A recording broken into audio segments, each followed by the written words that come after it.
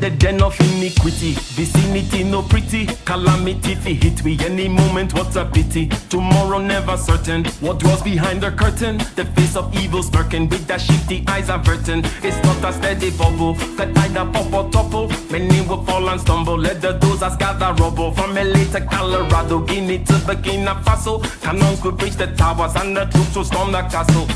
I say, run, run, come, make we get it. Because the peace that is bestowed upon the meek is overrated. So run, run, come, make we get it. Calling all your daughters and your sons, we come forget it. I say, run, run, come, make we get it. Because the peace that is bestowed upon the meek is overrated. Lord, run, run, come, make we get it. Calling all your daughters and your sons, we come forget it. With the rubble steady rising, and hearts are compromising. Convictions here are stifling, making evil appetizing. The fists are steady forming, and countenance is falling. Defenses are withdrawing, possibilities are falling. In these your circumstances, evil will make advances. Pick up your sword and lances, and be sure to take your stances. Victory is never promised, the battle is upon us. Gather the brave and honest, and the righteous in your corners. So now I know a little bit about your background based on just what you put out there.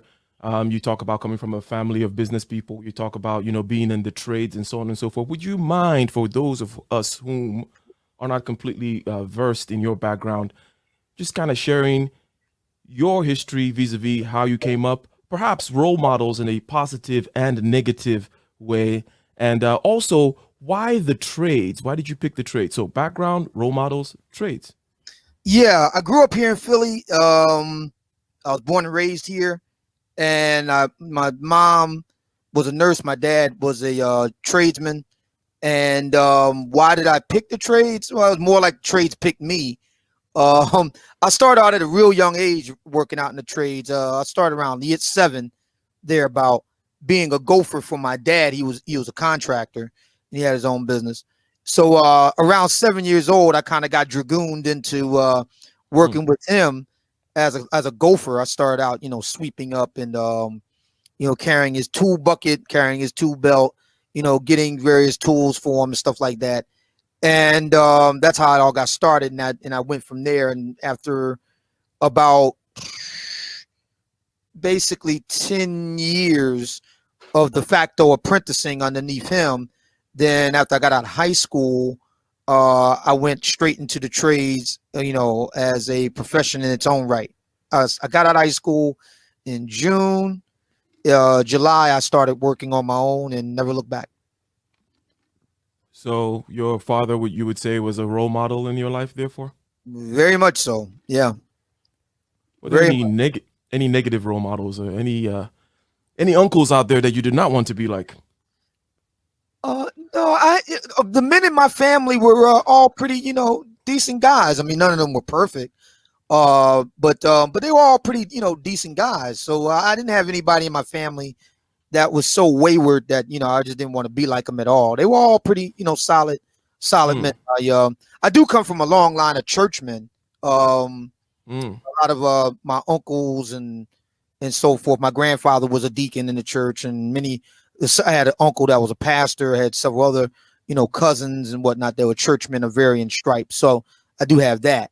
And but they were all pretty good people. They weren't like I didn't have any ne'er-do-wells in my family like that. I see. Now, I said something there in the introduction that perhaps I should ask you about. I said a public intellectual. Now, I chose that phrase. I don't think I've ever heard you refer to yourself as that, and perhaps it's not the kind of thing that one refers to oneself as, right?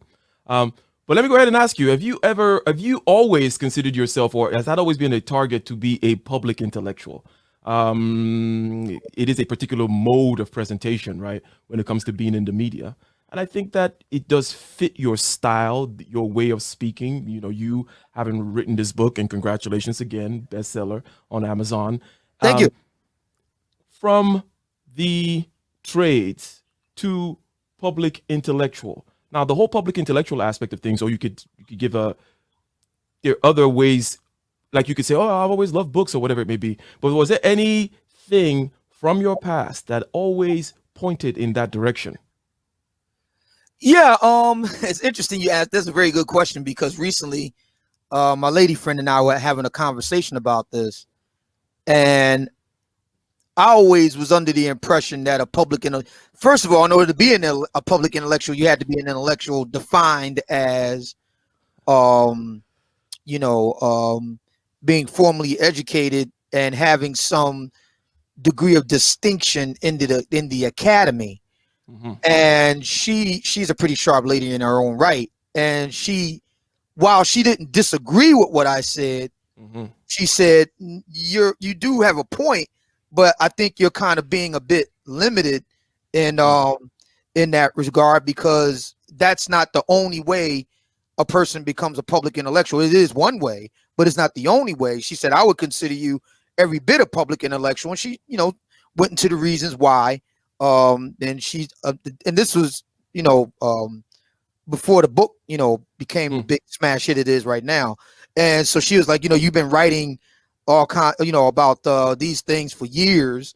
And then on top of that, podcasting about them and speaking about a variety of topics and stuff like that. And she said, I very much consider you a man of letters. So I see. And a public intellectual based on actual work in real time. Mm-hmm. Now, I'm assuming you're familiar with Christopher Hitchens, right? The late. Oh, absolutely. The late, great Hitch. Yeah. You would consider him a public intellectual, right? Sure, I certainly would. And he was not Mr. I made some specific contributions in the field of economics in my PhD, blah, blah, blah. I think a lot of public intellectuals come out of journalism to put in a certain kind of way. Now, it's polemical journalism, editorial kind of journalism, and so on and so forth. But I think you're right there in line with them, right? So why was there the hesitation? Why the humility? Why the adding of this extra layer of, I have to have been formally educated and so on and so forth? Is it perhaps a chip on your shoulder, sir? Yeah, well, a number of people kind of typify me as having something to prove, including my lady friend. She's always like, you always got something to prove, So yeah, I guess there is a bit of that. And then I went back and looked up the whole thing with the public intellectual. As it turns out, she was right. There are a number of people who had, they debated and hashed it out. And especially in the context of the 21st century, where social media is such a ubiquitous force now, that there's been a suggestion or a proposition put forward that we need to look at a public intellectual and the role of a public intellectual and what makes one a public intellectual in a bit of a different light than we did in the past. So yeah. After all, media, shall we say, or mediums of dissemination of information is just that, right? A medium. It's nothing particularly holy about the newspaper or being in the editorial page of the New York Times. It's just, after all, a medium, right? Yeah. And the medium is the message in certain regard, as you know, that particular, and also the mechanisms by which one is vetted through is dependent upon the medium itself. However, it is still just a medium, right? So perhaps it may be the case that, if you're the New York Times, then, there's only there's limited space, right? And, there's only one New York Times. So fewer people are going to get in there. And just by the numbers, there's going to be prestige associated with it due to the rareness of the people whom get to fill those spaces. But I don't know. Yeah, that's a good observation there, that, social media is just another, form of media out there, and hence why not? How did you, from the trades, end up in YouTube? What was the impetus for that? How did I to get into the trades into YouTube? No, how did you go from the trades to YouTube? Not that they're mutually exclusive or anything, right, but just a timeline, if you will. Yeah, that was real easy. So like I said, I started out, professionally, in my own right in the trades after spending a lot of years, being a de facto apprentice to my dad and his men, 18 years old. And at the age of 40, a couple months after my 40th birthday, and after clocking in at the usual time, 7 o'clock, about 9 minutes after 7, I took a bad step, and that ended my 22-year career. Took a bad step, classic slip and fall, severely damaged my back, and that ended a 22-year career in the trades, and completely turned my life upside down. So one day I was in bed, I was pretty much bedridden, and I had my laptop on my chest, and I was tooling around, looking around, and I stumbled on something called WorldNet Daily, and it had a gentleman on there by the name of Paul Elam, who was writing for them, and he was like this men's rights advocate type, and I had never heard of anything like this before. So I was reading his articles, and I found them to be pretty interesting and compelling, and that one article led me to another, and it kind of tumbled down a rabbit hole, and I came across other people like Rorsi in DC. He would go on to become known as Chateau Hartiste, another gentleman by the name of Rouge V. That led to another gentleman by the name of Rollo Tomasi, who's really big on YouTube. And at the same time, Paul Elam would go on to found A Voice for Men. And I would find out about Dr. Warren Farrell from him. Dr. Warren Farrell really played a big role in my early development, because he talked about how men, from an evolutionary standpoint, are disposable. In order to get things done in our world, you have to have men willing to sacrifice themselves, soldiers, workers, stuff like that. And all that really resonated with me. So that's how I got started. I was looking at all that, and I was, to be brutally frank, I was kind of depressed at the time. And then a crazy idea hit me, that I could be a writer about this manosphere stuff. Because I did notice one thing.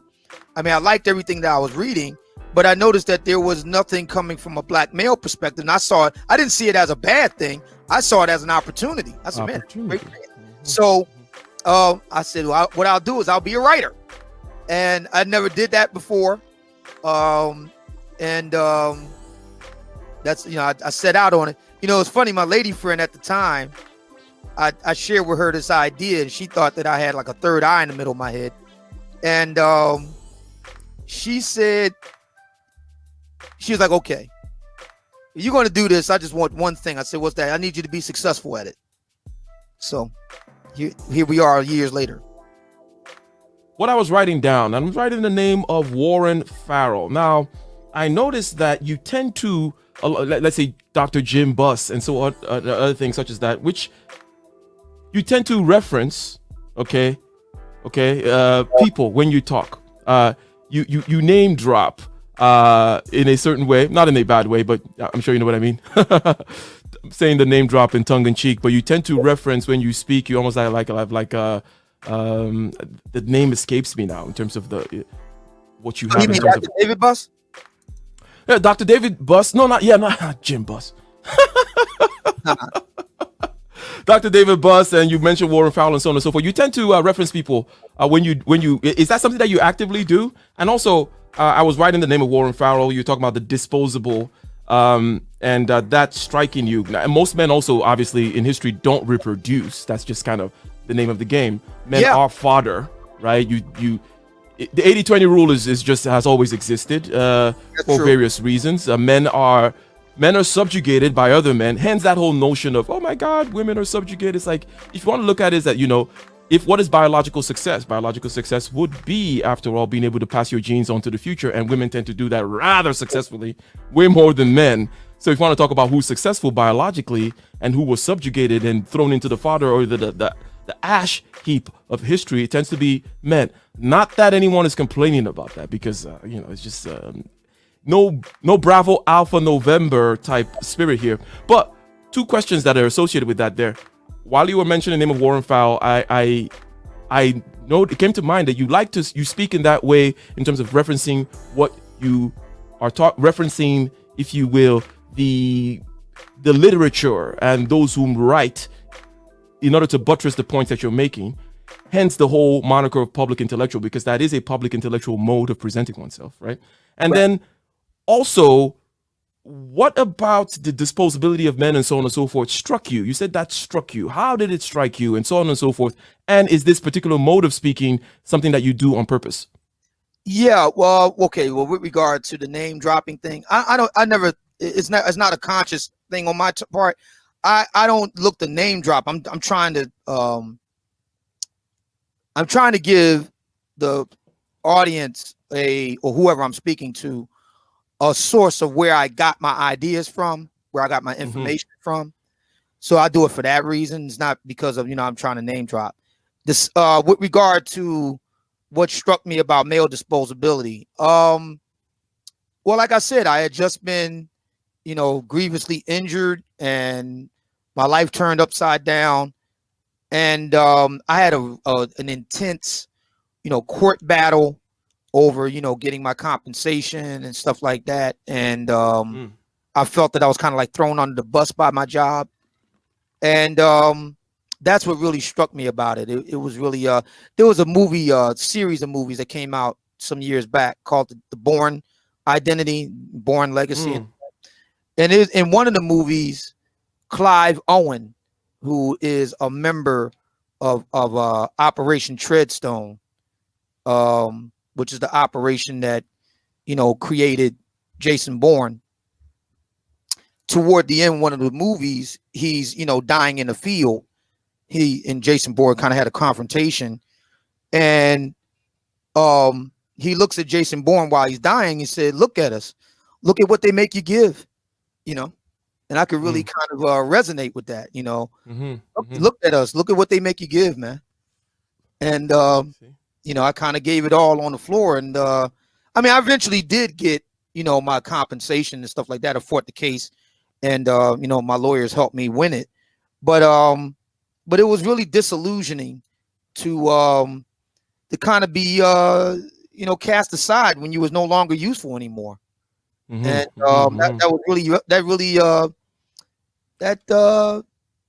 it was very deeply hurtful and painful on the one side, but it was also very jarring, and what Warren Farrell had to say about it was pretty profound. I see. Now I see the connection.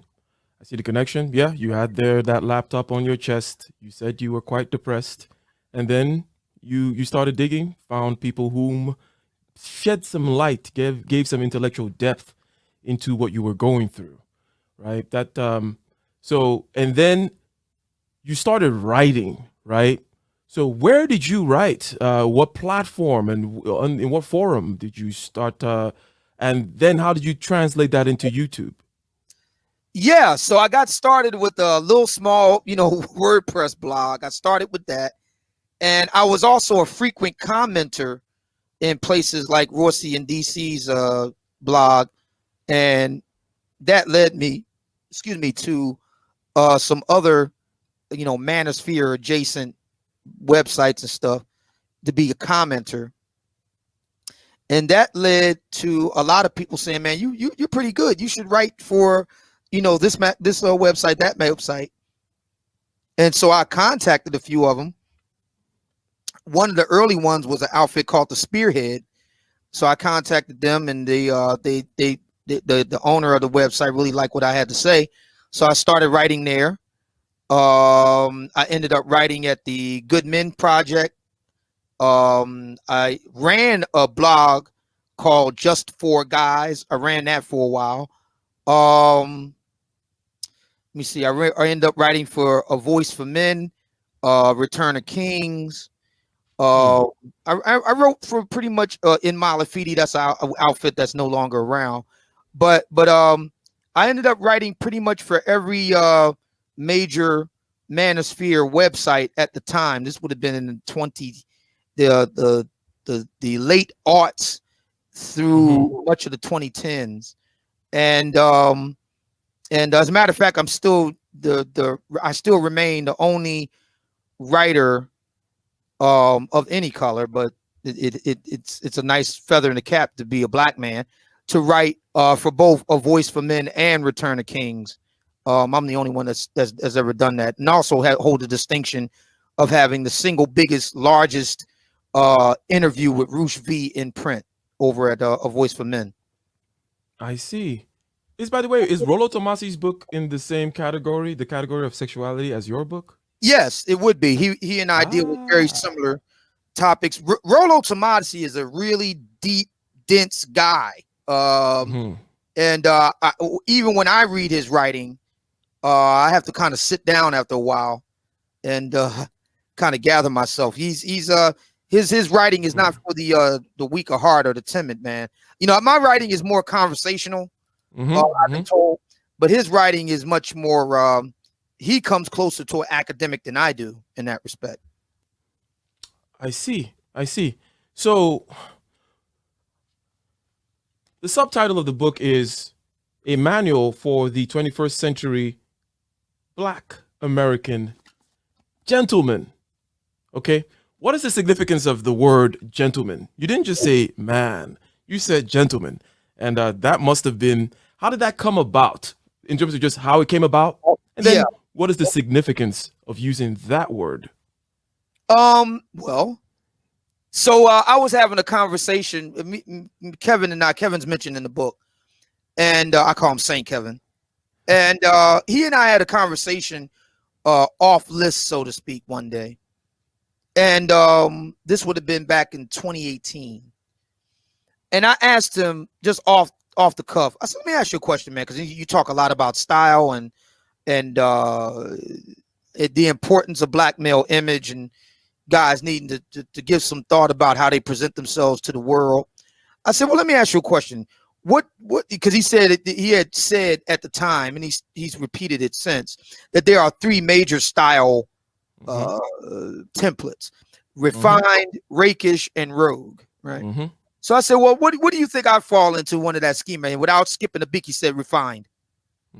He said a lot of people may not see it that way because they don't see the inner you. They only see the outer you. He said style is a fact, not a function of just merely putting something on. It has to be a function of bringing something that's on the inside that's already there out. Yes. And he said, you're a gentleman on the inside. A lot of people don't see it that way, but you're a gentleman already on the inside. You just have to bring it out. I see.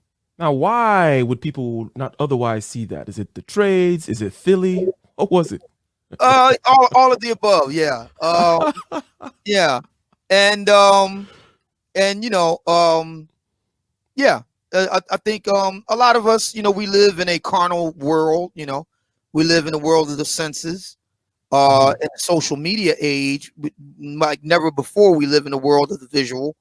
So yeah, we go very much on what we see, and that can be and often is quite deceiving. So I sat down and took what he said to heart about that and thought about it. And that's when I decided to make a big change in how I look. And that's the result that you see on the screen right now. And I never look back. Yes. So image. How does image weave in to your project, if you will? Not that we've particularly defined your project, but perhaps we may start to see the different threads that kind of form the embroidery. And is image one of these threads? How important is it in terms of the image of the black man, if you will?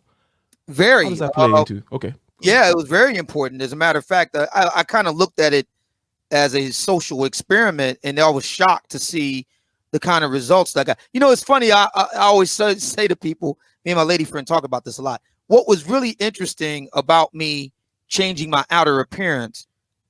Now, I got started doing what I did because my concern was with the state of affairs between black men and black women. And I had often pretty withering critiques of what I saw was problematic about black women. And I had become kind of known for that up until that point. But what I found was when I changed how I looked, that black women's reaction was like completely, it took me off guard, number one. I didn't expect that to happen. they just got real quiet.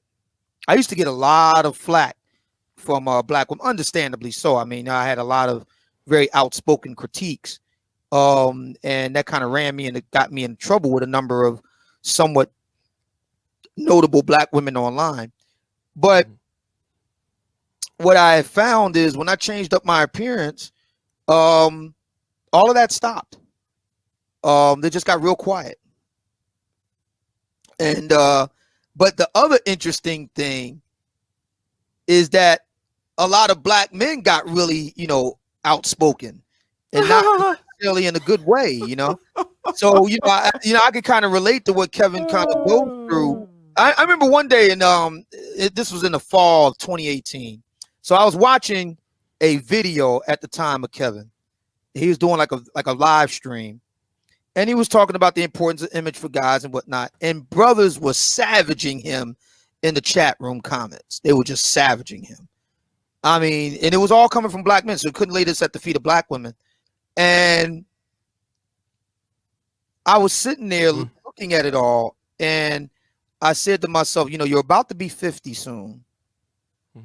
And whether you like it or not, you're one of the founding fathers of this thing. And by definition, you're one of the de facto leaders of this thing. And you have made a day-to-day business of this thing. I mean, this is how you make your daily bread. You are a business, among other things, you are a businessman now, and it's time to start looking like one. And so I just got up. I kind of had a Paul on the road to Damascus moment, I guess you could call it. And I got up from my chair, and I called me a Lyft, and I turned off the computer, and I went downtown and got fitted for a tailored suit that you see in the picture right there, and I never looked back. So is your project reactionary, even if we stay within this particular line, this particular thread of image? Is it a reactionary one? Is it one that says, I am pushing against the image of black men that is out there? I am saying what black men is not, right? Or do you have a positive image, a positive, tangible image that you're trying to put out there into the world, regardless, irrespective of what may be conceived as being the wrong image? Are you protesting against the wrong image? Or do you have something positive that you say, hey, what I'm doing is I'm putting this forward and this is it. I'm not saying something is not or whatever. I don't care what's out there, but I'm putting this forward. What would you say your project mainly involves? It'd definitely be more the latter. I see what I'm doing as kind of like a statement on something I've seen over the years and something that Kevin is speaking to more recently. And that is a lot of black men are afraid of change. And we live in a time of great change. And the pace of change is very rapid, and it's kind of coming from all sides, and it can be very disorienting, the sense of whiplash. But I kind of want to present the idea that it's never too late to reinvent yourself, and you can always begin again. And you try something and it doesn't work, that's okay. You can try something else. You can do something else and keep trying stuff until you find something that clicks. I think that's what I want to send out more than anything else, is that it's okay for guys like that. I mean, that's the story of my life. I went from one state of being to a whole nother state of being. Now I literally reinvented myself. And that started well before I put on a tailored suit. That was I had a broken body. And I'm kind of reminded, I was a kid. I don't know if you know about this, like, because you're not homegrown. That is to say, native, Black American. But here in the United States, there was a TV show. You might have heard of it. There was a TV show in the 1970s called The $6 Million Man, right? And the whole premise behind this, you ever heard of this? I heard of it, yeah. Yeah, I haven't watched it or anything, but I just kind of heard of it. It's the butt of many jokes and such and things like that. Go ahead. Yeah, you could look it up on YouTube. The whole idea behind the show, and I was a big fan of that. And when I was a kid, and because I was always into technology and futuristic type of stuff. So the whole premise behind the show was you had this man named Steve Austin, who was and by the way, back in the 70s, the big trend back then was being an astronaut. I was really into that. I wanted to be an astronaut and all that. You know, Tang, you know, the orange drink Tang and all that sort of thing. I had my rockets and all that sort of thing. So the premise was that Steve Austin was this test pilot, and he was testing out this new futuristic type rocket ship. But the test went horribly wrong, and he wound up being grievously injured. And a secret agency, you know, of the government, you know, today we call this sort of thing the dark web and all that sort of thing, the deep state and that sort of thing. But back then there was this secret, you know, agency of the government, you know, stepped in, and it says in the beginning credits of the show, you know, we have the technology, we can rebuild him, you know, bigger, faster, stronger, you know. So, and they, you know, they worked on him with these, you know, special technological innovations, and you know, they grafted on him bionic cybernetic parts and stuff like that. So I use that metaphor for myself because I had to learn to walk again in a lot of ways. I had to go through grueling, almost a year of grueling therapy, very painful and very it was very humbling. And I had to learn how to do a lot of things. I had to learn how to adjust to a new life. I remember my doctors telling me they didn't want to operate on me. They were very apprehensive about doing that because they said, you know, back injuries, back operations are very delicate things.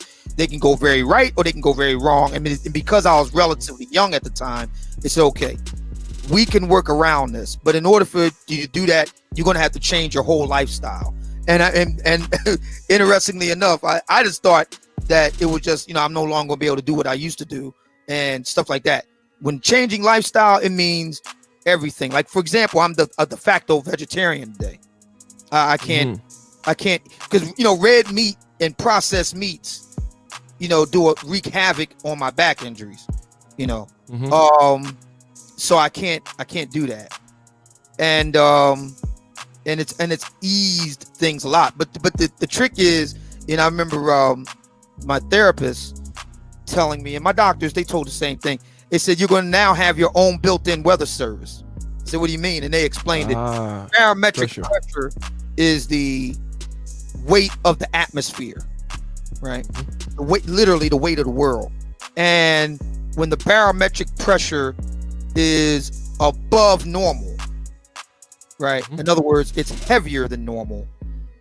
Your joints and the material in between your joints will contract. And people like me will be very sensitive to that, and it'll be very, very painful. On the other hand, and people will know about this, storms and like hurricanes is a form of a storm. Hurricanes, storms, that's when they tend to occur when the barometric pressure is very low. In other words, the weight of the atmosphere gets very, very light. And when that happens, your joints and the material between them expands, and that's very painful. So what ends up happening is that I could tell when it's about to rain because of the pain. I could tell when it shifts in barometric pressure, and I can perceive storms occurring as far away. I'm in Philly, in the Commonwealth of Pennsylvania. I could perceive storms as far away as Georgia. Yeah. So I had to kind of rebuild myself, and I guess that's kind of like the story of my life is kind of rebuilding myself and reinventing myself. So I guess the story for me, for other men, is that, you know, it's never too late to reinvent yourself, and it's never too late to begin again. You can start over again. I think a lot of black men are afraid of trying new things because they're afraid of failing. And I failed a lot. You know, I got up and tried to walk. I was watching right here on YouTube. I was watching a documentary about Franklin Delano Roosevelt, and a lot of people didn't know it at the time, but Franklin Delano Roosevelt ran the country and guided the country through its most tumultuous time, the Great Depression and then World War II from a wheelchair. People didn't know that. I mean, he arranged it so that the American press would not, take pictures of him in his wheelchair. They played along with him because they understood that it was important for the country to see Franklin Delano Roosevelt as a strong and competent man. And so they would not take pictures of him while he was in his wheelchair. But when he ran for president, he had trained himself to the point where he had polio and, it affected his legs. He had trained himself to be able to get along or walk across the stage with a cane. And he did it. And people were convinced that, he had the polio or whatever, but he bounced back. And he's not, a cripple, as they used to call it back in the day. He's now just lame. He just walked with a cane. So that was very deep to me. Being technically disabled, I'm technically disabled. It's not as bad as it sounds in most cases. I do have my days, but it's given me a unique insight into the human condition, being disabled, technically, and it's given me a lot more compassion than I would have had. It's given me another way of looking at things. And it's made me a lot more circumspect, a lot more it's made me a lot more contemplative about things. Introspective. It made you a writer. Yeah. It gave me a lot more time to think about things, and I see. And how to overcome things. My thinking was, if I'm going to walk with a cane pretty much for the rest of my days, then they're going to be some of the sexiest canes around. And you see one right there in the picture. So interesting. Yeah, this is a sharp, orthogonal little branching off here. But that book on Roosevelt and the fact how he was able to cover, if you will, his disability. Any thoughts as to the value of transparency, or the value, shall we say, of being opaque? Because here's one thing. And you can comment on it as you will. As I said, it's just a sharp little jump. We just kind of taking a little branch off here, and we'll get back on the main road. Because obviously you see where I'm going here, right? It was necessary for the country, apparently, or maybe it was all in his mind, or maybe it was indeed necessary to see the president in a certain light. And he was able to protect that, keep a certain amount of opacity. In other words, prevent a certain amount of transparency. And I do believe that transparency in certain regards tends to lead to bad things. People think, oh, sunlight is the best disinfectant. Oh, open up the light and let's shine it every little corner. What transparency tends to do sometimes in one particular regard is it leads to groupthink. In other words, if everyone is looking over your shoulder, just imagine that, right? You're in a committee, you're supposed to be thinking about something, you're supposed to come up with a particular solution, and the whole press and everyone is looking over your shoulder. What tends to happen? Groupthink tends to happen. That's just one example of how transparency can lead to bad things. Another example is, perhaps you need to control, a la Plato, the noble lie type of tool when used in politics, right? You're able to control perception, and this idea that you just open up everything is not all that it is cut out to be. I mean, any thoughts on that? Yeah, I think that FDR's story is very important. People would say, well, honesty is the best policy. That there's a caveat with that. The country at the time was they were already dealing with a whole lot. And then you got to instill confidence in people. And I understood why he did it. And I think that was the right decision to do what he did. And his legacy speaks for itself. I think that there are times when everybody don't need to know what's going on, in the kitchen. There are times now, 100%. Huh? No, I was just agreeing. I said 100%. Go ahead. Sorry. Yeah. There are times for that. And Now you have to be very discerning about that and know when those times are at hand. But yeah, I think he made the right decision. I don't think it's always a good idea to be bald, and especially in our world today, and with Black Americans in particular, we have this idea of being real, keeping it real, and that means you kind of let all your in flagrante moments out there. I don't agree with that. I don't think that everything is fodder for public consumption. Mm-hmm.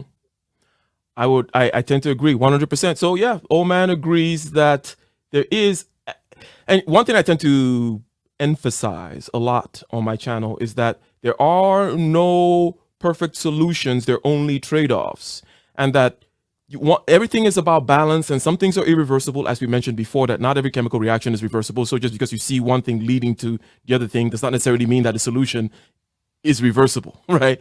And also, just because you grew up in a milieu that says transparency, you need to understand that this is not a rational argument. It's a democratic mode of being. In other words, it's a democratic prejudice. It just says, no one ever told you why transparency was the best.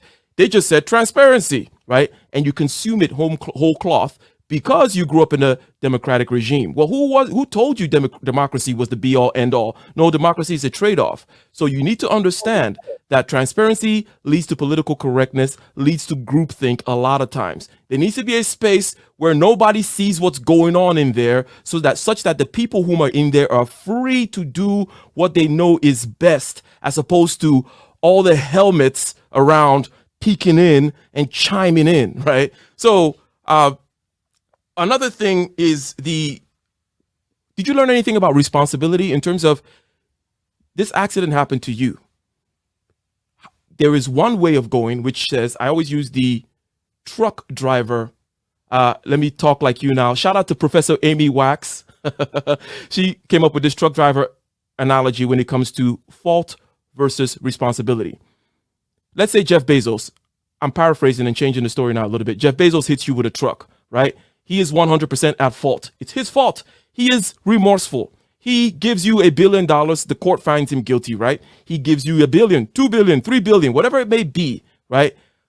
He is at fault, but you are still responsible for the physical therapy, are you not? You're still responsible for taking step after grueling step on that treadmill, for changing of your lifestyle in the ways that will be required. You mentioned being a vegetarian and so on and so forth. You're still responsible for going to the therapist, psychological therapist now, for getting over the trauma.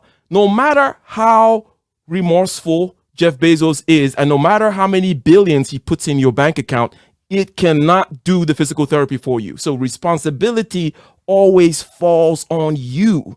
You cannot reparations your way into your part, the part that you need to play. Any thoughts on that? Absolutely. Professor Amy Wax of the University of Pennsylvania Law School. I'm very familiar with it, and I'm very familiar with her, and I agree with her. And it's interesting you bring in the reparations piece. Yes, I mean, we can be made whole again, so to speak, by compensation. But you still have to do the work to get back where you were. And if anybody knows that, it's me. So I definitely agree with that. Absolutely. Mm-hmm. Snuggles is out there trolling. Yeah, Snuggles, you still got to do your part. Whether Jeff Bezos give you $1 billion or doesn't give you $1 billion, right? The majority of the work is internal. I always say there's a lot of things in life that's purely internal work that you have to do because the circumstances are what they are. So now you have mentioned that, okay, your project is a positive one. It is a one that does not just look to say, I'm fighting against the image that's out there. You're putting out a positive message. You're putting out a positive message in the light that would encourage people, men, to make change. The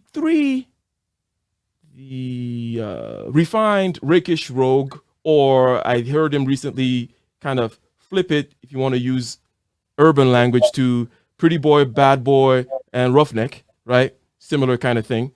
Those things also are loose references to hierarchies. In other words, there is a hierarchy of the refined You know, there is a hierarchy of the rakish, right? And hierarchy meaning their values being pursued, virtues required for the attainment of those values, yardsticks for measuring who's on top, who's the most rakish, who's the most refined, and who's the most roughneck, right?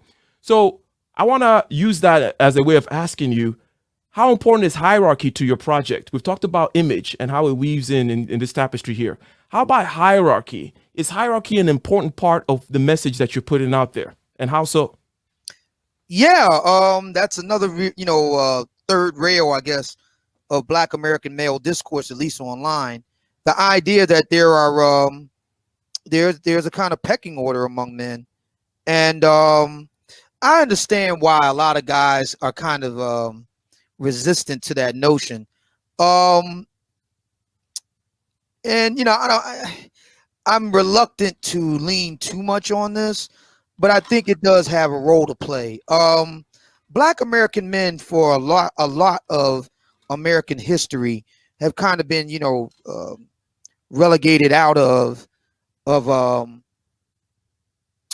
American life. That is to say,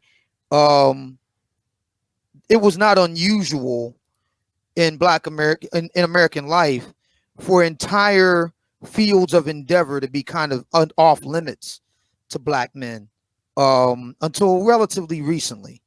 And I can understand that. So, for a lot of Black men, hierarchy kind of smacks of an exclusivity, or as we would call it, elitism and exclusion, and yeah, in a very real sense, it is exclusionary. Everybody can't be a leader, man. Everybody can't be, or as the phrase would go these days, a high value man. And I think the challenge for a lot of Black men is to kind of do the work to separate, our racial legacy and separate that from the very real reality of hierarchy. I think that's a big challenge moving forward. Hang on. Shout out to Good Ben. I'm sorry. Go ahead. Right back. I gotta. To be brutally frank, I gotta go hit the head. I'll be right back. All right, 100%. So let me go ahead and address some of the things that are being said. Art New Style, if you don't mind elaborating upon what you mean by the Oscar, well, the question that you have put up on there, if you're still in the chat, if you don't mind elaborating upon that. And Good Men, I see you simping out there. You're simping. You are simping in the chat. No shade, bro. Do what you do. Now, the thing about hierarchy that is rather important is that I think that, I asked the question, is hierarchy important? The rakish, roguish, and refined is a way of talking about different groups whom have a different aesthetic in this particular case. But as was mentioned before, an aesthetic, the outward appearance, is a reflection of something that is inner, right? So there are certain differences in values and differences in virtues that are there. One can talk about the priestly hierarchy versus the warrior hierarchy versus the merchant hierarchy. The differences in ends being pursued, hence differences in values, hence differences in the virtues required for the pursuit of these. Now, in order to make hierarchy palatable to the modern man, the modern democratic man, whom I keep on saying, we have prejudices that we think are rational ideas, but they're just prejudices. They're prejudices based on the milieu that you grew up in. As a democratic person, you hear hierarchy and you go, oh my God, that's wrong, right? But if you were raised in an aristocracy, you would just say, yes, of course, hierarchy. But you always need to question the prejudices inherent in the system that you're in. Let me say that again. You always need to question the prejudices inherent in the system that you're in. If the system says transparency is good, ask, why is transparency good? Are there instances where opacity is required? We addressed some of those already. If the system says hierarchy is bad and, let's flatten things and egalitarianism and democracy and blah, blah, blah, ask, are there instances where, it is not so valuable? So one way of making hierarchy palatable is just to understand that when there is any end being pursued, there immediately becomes apparent the fact that there are better ways and worse ways of pursuing those ends. Human beings have to exist pursuing ends, right? We have to make choices as to, well, what is the end worth pursuing versus another? That immediately creates a hierarchy of values. That's the beginning of hierarchies. And then there are better ways of pursuing it than others. That then creates a hierarchy of ends. And there's always a better person, a better hunter, better leader, a better rakish, better refined, or better roguish man, right? Hence, this is endemic in the operation of the human biology, if you will. We have to live via choices. We're not just trees planted there, roots down into the soil, get the nutrients, get the sun, and so on and so forth. No, we have to make choices. Do we go left? Do we go right? It's perhaps part of being ambulatory, part of being a mobile creature, and kind of part of a creature that can project into the future. Should I take this path? Should I take that other path? Right? You're immediately creating a hierarchy there of paths, a hierarchy of values, because values are ends worth pursuing, and they're better ends or worse ends based on your choices and the choices of society, and better and worse ways of meeting those ends, hence better and worse people at executing those means, if you will. So that is something that's just one way of just showing the inevitability of hierarchy, such that it's not something about your ego, and your ego need not be all wound up in it. Plus, another thing is pick your hierarchy. If you have picked the priestly hierarchy, for me, number one is philosophy. Number one is shall we say, the scholarly arts, if you will. Well, number one for me is the priestly hierarchy. The next will be the artistic one. And then the next is the merchant one, right? If you look at me, you would think, oh, it's all about money. But no, money is there to serve my philosophical ends and to serve my artistic ends. I know that money is a tool, right? Money is a tool. Hence, with my money, I can do the things that I would like to do, which have to do with ideas and have to do with creativity. So the priests don't go fighting the warriors about who's more alpha, right? There's a different end being pursued, different yardsticks for measurement, different virtues required for the pursuit of these ends. Are you back, Mr. Obsidian? Ali? Yes. Yeah, and that point that you made, and I heard you talking with Bernard. I really enjoy you guys' shows when you do them, and you mentioned this in a previous show you did with Bernard. I guess it was maybe a month, 2 months ago at this point, and that was a very, very good distinction. Kevin has gotten into a lot of hot water for what many people call his high value man concept. Now, he's repeatedly stated that is not his. He doesn't own it. He never invented it. He's just merely conveying it. But he's gotten to some hot water because a number of guys kind of roundly reject what he's saying. I think I've always said that Kevin can't do this by himself. It's way too big for any one man to get his arms around alone. He's going to need guys who can jump in and help out. And I think what you did in adding a very important series of distinctions does just that. We need other brothers like yourself following your lead to kind of flesh out what that high value man piece is, point by point, kind of flesh it out. And you did a really good job of fleshing that out, that there are different types of hierarchies, and that it's not a one size fit all, and that the mercantile hierarchy will operate a bit differently than the clerical monarchy, and so forth. I thought that was very brilliant on your part. Yes. Well, well, thank you for putting it that way. So you're saying the hierarchy is an important piece.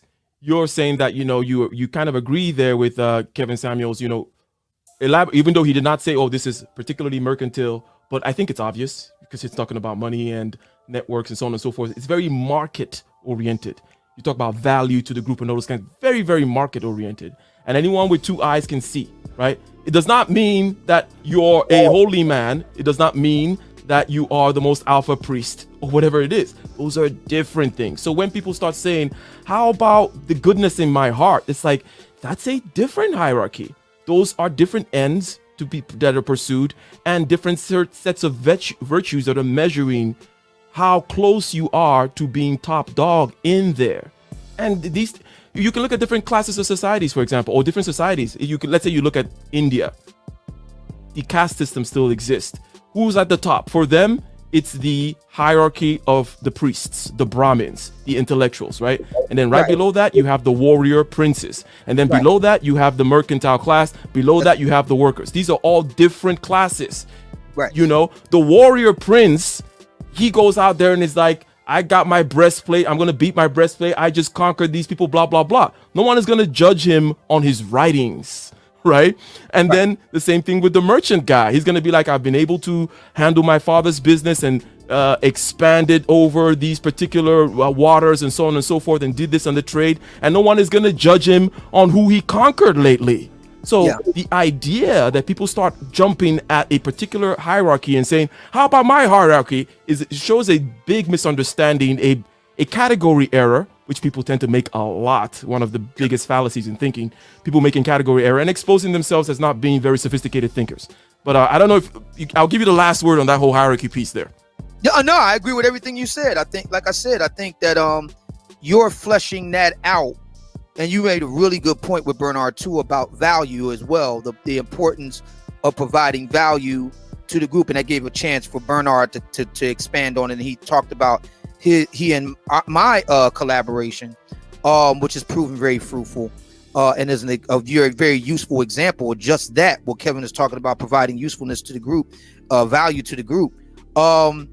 That's what's going to be more needed moving forward, is those type of discussions going more in depth on what Kevin has laid down. Because like you said, a lot of black men need to work on being more nuanced, sophisticated thinkers. That's a very important skill set in the age in which we live. We just don't live in a simplistic world anymore. If we ever did, but we certainly don't now. And we need more sophisticated, nuanced, curious, and deliberative thinkers.